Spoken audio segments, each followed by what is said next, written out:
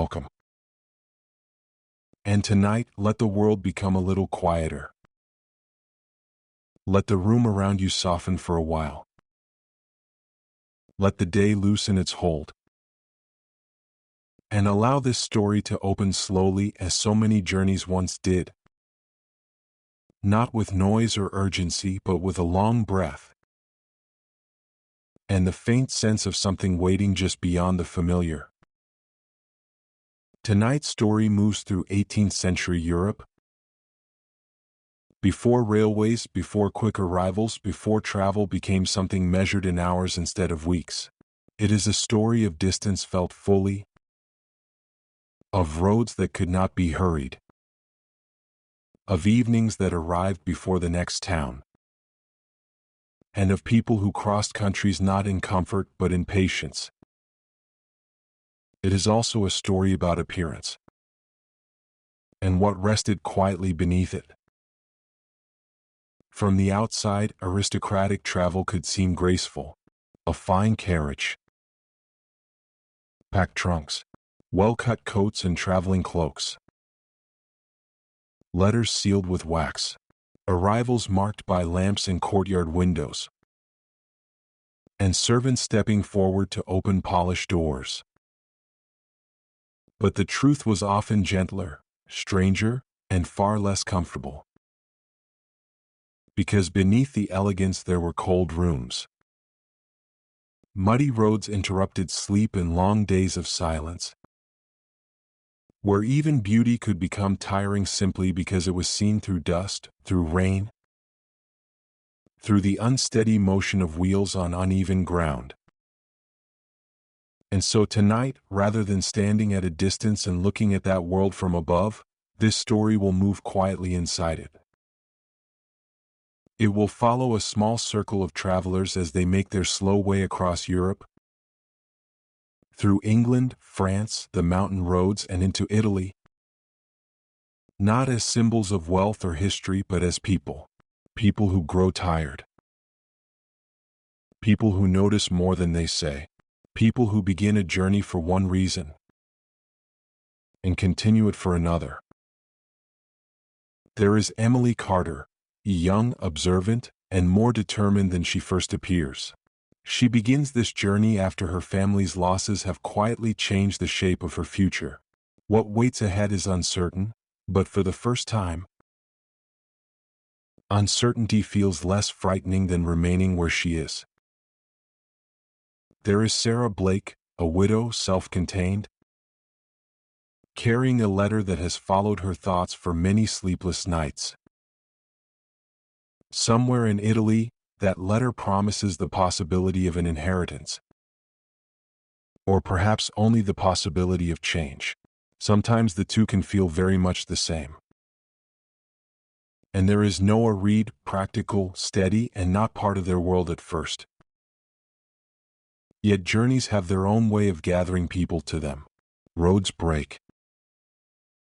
Weather interferes. Plans loosen.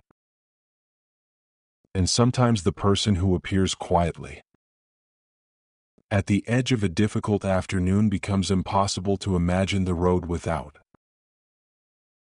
Around them are inns, border towns, ferry crossings, private rooms that never quite feel like home, and long stretches of countryside where thought begins to move as slowly as the carriage itself. This is not a story that will hurry. It will not ask for urgency. It will not ask for alarm. It will simply move one road, one evening, one conversation at a time. And as it does, something will begin to reveal itself. Not all at once. Not sharply. Only gradually, as truth often arrives. The truth that travel before railways was never as effortless as it later appeared in portraits and polished memory. The truth that movement could be tiring, lonely, and uncomfortable even for those surrounded by fine things. And perhaps, more quietly still, the truth that for some women, those long difficult roads offered one of the few forms of freedom the world allowed them. So now, let the candles burn low in your mind. Let the corridors of the house grow still. Let the last sounds of evening settle beyond the windows. And far from the roads of France, far from the sea, far from the mountain passes still waiting in the distance, this story begins where many journeys once began. At an estate in England in the soft light of morning. Where trunks are being packed, horses are being made ready. And a young woman stands for a moment at the window, looking out at the quiet before departure. Morning arrives slowly. Not all at once, but in layers of pale light that settle gently across the estate. The corridors are quieter than usual. Doors remain closed a little longer. Footsteps are softer, as if even the house understands that something is about to change. In an upper room, Emily Carter stands by the window. She has been awake for some time, though she could not say exactly when sleep left her. Outside, the courtyard is already in motion. A carriage waits near the steps, its dark surface catching the early light in muted reflections. Trunks are being carried down one by one, carefully without haste. There is no urgency in any of it. Only a steady, deliberate rhythm. Emily watches without moving closer. From here, everything feels slightly distant, as though the moment has not fully reached her yet. The trees beyond the gates are still. The air holds that brief, quiet stillness that belongs only to early morning, before voices rise, before wheels begin to turn. Behind her, the room is nearly empty now. Drawers left open. A chair without its shawl. The faint impression of something that was once lived in, and is now simply being left behind. She turns at last. Not quickly, not dramatically. Just enough to take in the space one more time, as if committing it not to memory exactly but to feeling. Down the corridor, another door opens. Sarah Blake steps out, holding a folded letter in her hand. She has not let it leave her possession since the day it arrived. The paper has softened at the edges, the seal long since broken, but the words within it remain unchanged. She does not read it now. She already knows it by heart. And yet she keeps it close. Not for certainty, but for something quieter than that. As she moves toward the staircase, she passes Emily. For a moment, neither of them speaks. There is no need. The understanding between them has grown not from long conversation, but from shared quiet, from the way certain decisions do not require explanation once they have been made. Below, the front doors stand open. Cool air drifts inward, carrying with it the faint scent of damp earth and distant fields. In the courtyard, Noah Reed is already at work. He moves around the carriage with practiced attention, checking the harness, adjusting the straps, pausing now and then to listen, not just to the sound of leather or metal, but to something more subtle, something that tells him whether the journey will begin smoothly or not. He does not rush. There is no advantage in rushing a road that will not be hurried. A servant secures the final trunk. Another steps back, brushing dust from his hands. The horses shift slightly, not restless but aware.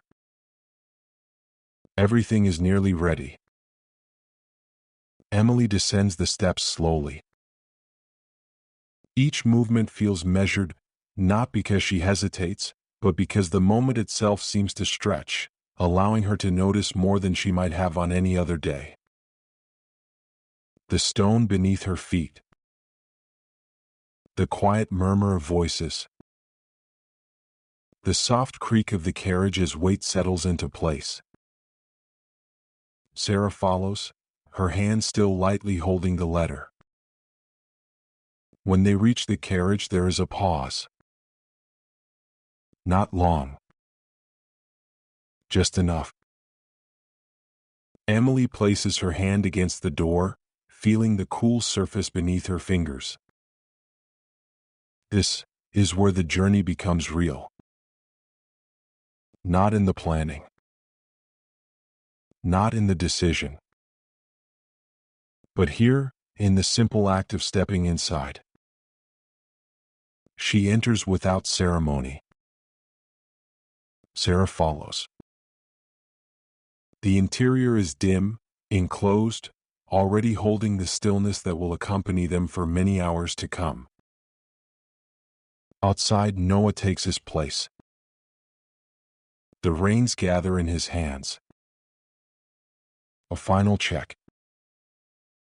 A brief glance toward the open gates. And then, with a quiet signal, the carriage begins to move. Slowly at first. The wheels turn against the gravel, a soft, steady sound that replaces the silence of the morning. The house does not disappear all at once.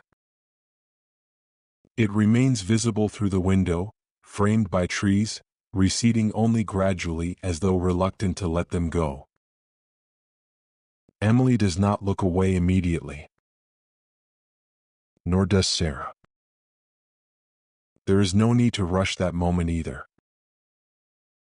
Because departure, like everything else on this journey, happens slowly. And as the carriage passes through the gates, and the road opens ahead, something subtle shifts. Not outwardly.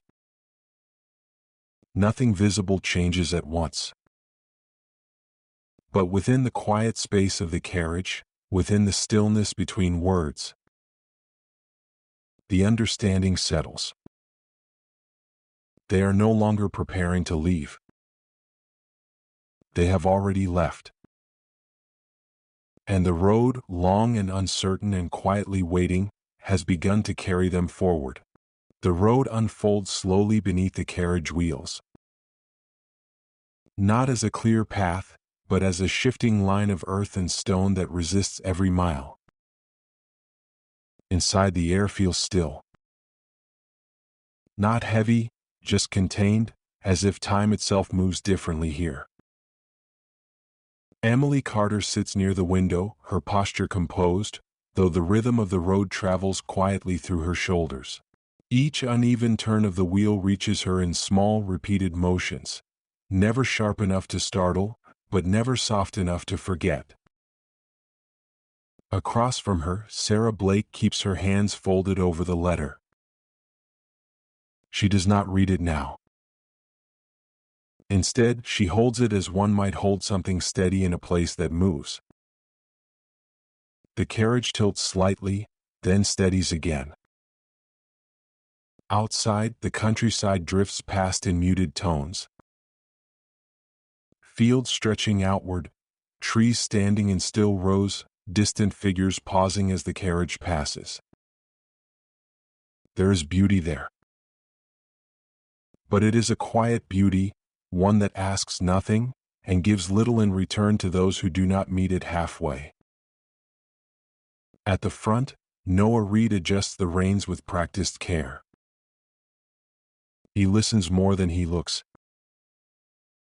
The sound of the wheels, the weight of the road, the small changes in the horse's pace, all of it tells him what lies ahead before it can be seen. And then, without warning, the motion changes. The carriage slows. Not gradually, but with a resistance that settles into the ground itself. A wheel sinks. The road, softened by recent rain, gives way beneath the weight. There is no alarm. No raised voices. Only the quiet recognition that movement, for now, has stopped. Noah steps down, his boots meeting the damp earth. He studies the wheel, the angle, the depth. Behind him, Emily and Sarah remain inside, not out of hesitation, but because there is nothing yet to do. Time stretches again. The kind of waiting that belongs to travel. Then, from somewhere along the road, another figure approaches. Unhurried, observant. Noah Reed glances up, acknowledging him with a small nod. No introductions are needed at first. Only a shared understanding of the problem and the quiet work that follows. Hands steady the wheel. Weight shifts, the carriage creaks, then rises just enough. The road releases its hold. When movement returns, it does so gently, as if nothing had happened. But inside the carriage, something has shifted. Not in words, not in action. Only in awareness. The road is no longer something they pass through. It is something they belong to now. And it will decide, as much as they do, how far they go. Evening settles before the road is ready to end.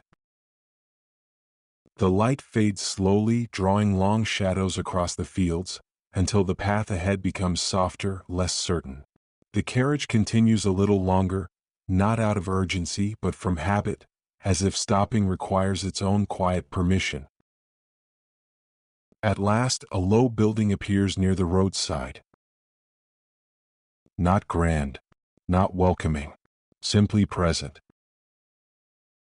A lantern hangs beside the entrance, its glow faint but steady, marking the place where movement pauses. The carriage slows, then stops. For a moment, no one speaks. Inside, the air has grown close from the long day. The stillness feels different now, no longer calm but held, waiting to be released. Emily Carter lowers her gaze slightly, as if preparing herself not for something difficult, but for something unknown. Sarah Blake folds the letter once more, placing it carefully into her bag. The gesture is small, practiced, a quiet way of restoring order. Outside, Noah Reed steps down and opens the carriage door. Cool evening air enters at once, carrying the scent of damp wood and distant smoke. It feels fresh, but not entirely clean. They descend slowly. The ground is uneven beneath their feet, softened by the same rain that shaped the road behind them. Voices drift from within the inn, low, indistinct, layered in a language not fully familiar. Inside the room is dim. Candles burn along the walls, their light uneven, leaving corners in shadow. A few travelers sit at wooden tables, coats worn, faces quiet, movements restrained by fatigue rather than formality. No one looks long. No one asks questions. This is a place where arrivals are common and departures expected. Emily Carter takes her seat with care, smoothing her gloves before resting her hands. Sarah Blake remains close, her posture slightly turned inward, as if the room is something to be observed, not entered fully. Noah Reed stays near the edge of the space, speaking briefly with the innkeeper, his tone low, practical, unhurried. Food is brought, simple, warm, eaten slowly. There is no conversation that carries far. Only fragments, small exchanges, pauses that settle between them like part of the evening itself. Upstairs, the rooms are narrow. The bed is prepared, though not entirely inviting. Fabric that feels unfamiliar, air that has lingered too long. Sarah Blake pauses at the doorway just briefly, then steps inside. There is no hesitation after that, only acceptance. Candles are lowered. The sounds of the inn soften, footsteps fading, voices quieting, until all that remains is the faint creak of wood and the distant memory of the road. And in that stillness, rest begins. Not fully, but enough. Morning returns without urgency. The inn stirs quietly as if reluctant to begin again.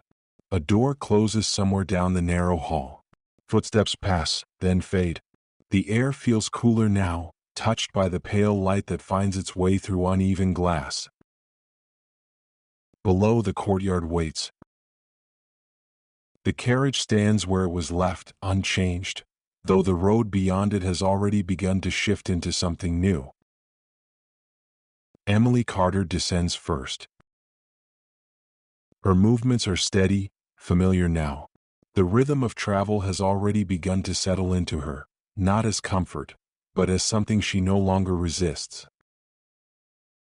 Sarah Blake follows, her hand resting lightly against her bag as if confirming the presence of what she carries, not only the letter, but the quiet reason for continuing. Noah Reed is already at his place. The horses are ready, there is no need for words, the carriage moves again. The road feels different today, not visibly at first, but gradually. The surface grows firmer, then uneven again, then narrow as though the path itself is uncertain of its direction. And then, almost without notice, they arrive at a border. There is no grand marker, no clear line. Only a small structure at the roadside, a barrier lowered across the path, and figures who stand waiting. The carriage slows, stops. A pause settles, deeper than before. Outside, voices exchange words in a language that shifts slightly from what came before. Familiar, but not entirely, Noah Reed speaks calmly. Papers are passed forward, hands inspect them, not hurried, not careless. Time stretches again. Inside, Emily Carter watches through the glass. There is something in this moment, something quieter than concern. A sense that what once defined them, name, place, expectation, now rests in someone else's hands, if only briefly. Across from her, Sarah Blake lowers her gaze. The letter remains still within her bag, yet its presence feels different here. Less certain, more distant. Outside, a small exchange of coins. A gesture. The barrier lifts, and just like that, movement returns. The carriage rolls forward. Nothing changes all at once. The road continues. The fields remain, but something subtle has shifted. The air feels unfamiliar, even in its stillness. The sounds carry differently. The silence holds a new weight. Inside the carriage, neither woman speaks.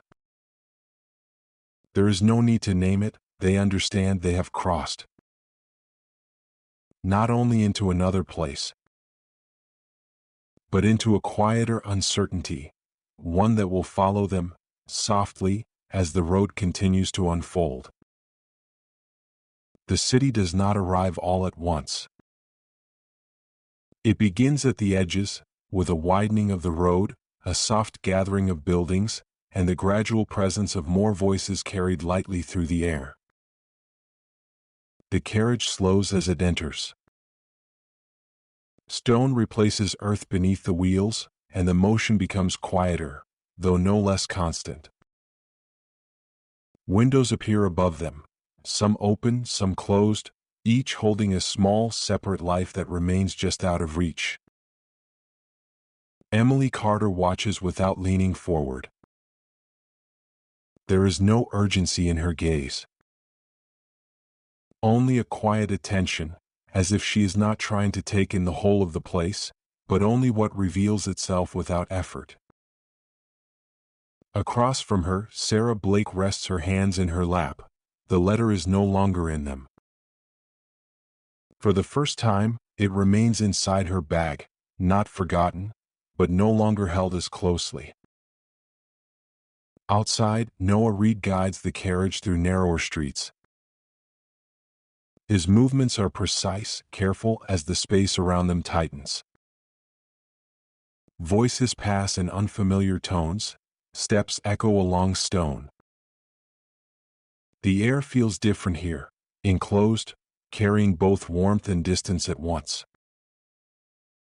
At last the carriage stops before a tall doorway, not grand, but ordered.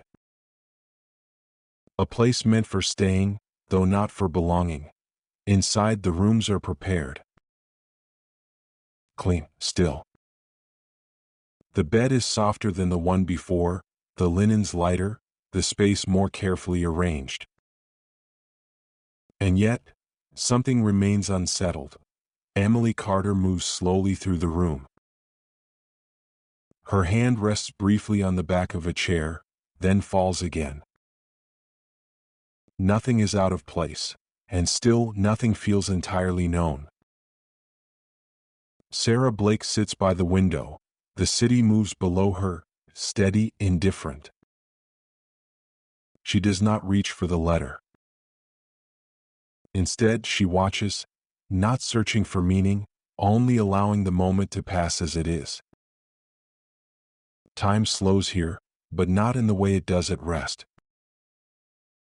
This stillness does not restore. It only pauses the movement. Later, as evening comes, the light softens against the walls. Shadows gather in quiet corners. The sounds of the street fade into distance. And within the room, there is space, not filled, not empty, just present. A place between one part of the journey and the next, where nothing is required, and nothing yet feels complete. The sea arrives without warning, not as a sudden sight but as a quiet shift in the air. A faint scent of salt, a wider horizon, a feeling of openness that carries both relief and something less defined. The carriage slows near the harbor. Movement becomes uncertain here. Not slower, just less steady. The ground changes beneath the wheels, from firm earth to worn boards and scattered stone, each step sounding different, each turn requiring more care. Voices gather. Not loud, but layered. The sound of water against wood, distant calls between men, ropes tightening, sails adjusting somewhere beyond view. Emily Carter remains still as the carriage stops. She listens. Not to one sound, but to the way all of them blend together, forming something constant, something that does not wait. Beside her, Sarah Blake holds the edge of her seat lightly.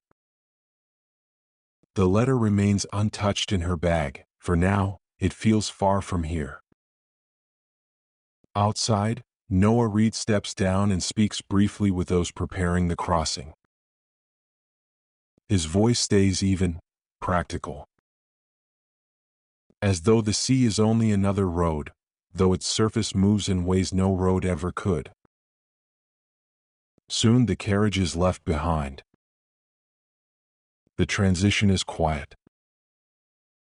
No announcement, only the simple act of stepping from one place into another. The boat is smaller than expected, enclosed but not entirely.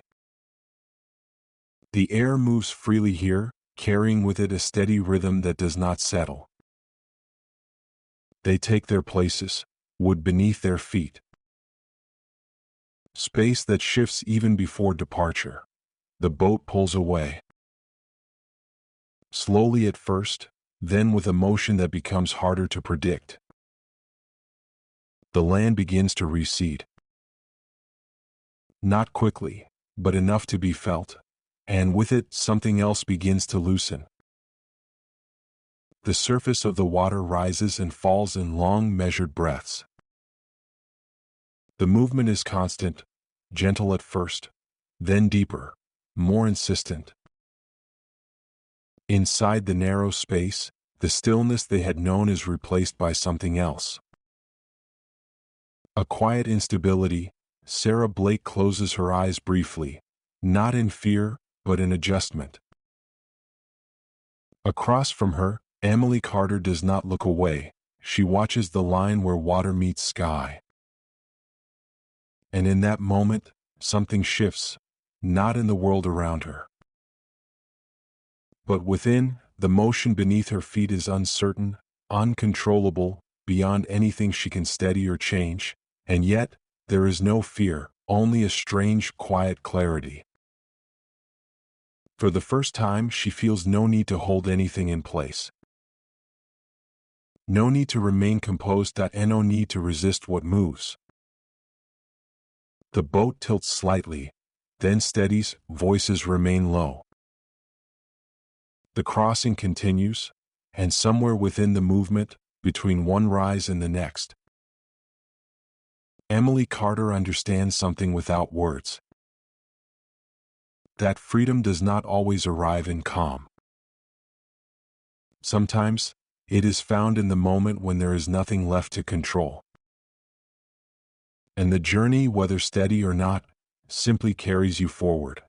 Now, the journey softens, not into an ending, but into something quieter than that. The rooms remain still. Light continues to move gently across the walls, never lingering, never demanding attention. Outside, the city carries on in its steady rhythm of voices rising and falling, footsteps passing, water shifting in slow reflections. Inside, nothing needs to be followed. Nothing needs to be decided. Emily Carter sits near the window, her hands resting loosely in her lap. She is not thinking of where she has been, or where she might go. The road has already given her what it needed to. And now, it asks for nothing more. Across from her, Sarah Blake has set the letter aside. It lies folded, untouched, no longer holding the same weight it once did. Its purpose has quieted, just as the journey has. There is no loss in that. Only space. Below in the courtyard, Noah Reed moves slowly past the carriage. He checks nothing, adjusts nothing. His presence remains steady, but without the need to act. The carriage itself stands in quiet readiness, not abandoned, not waiting, simply there. Like the road itself, present, but no longer calling. Time passes, though it no longer feels measured. Moments unfold gently, without urgency, without direction. A soft stillness settles deeper, the kind that does not need to be filled. The kind that allows everything to simply be as it is. And within that stillness, there is room. Room for breath.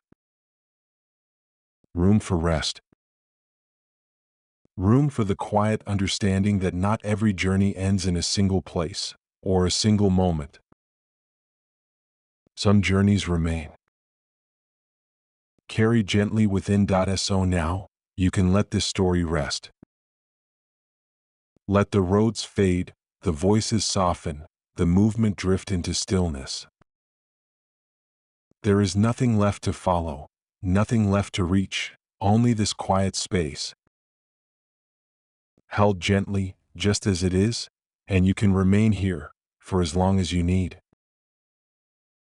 Until the story, like the journey itself, simply becomes part of the calm.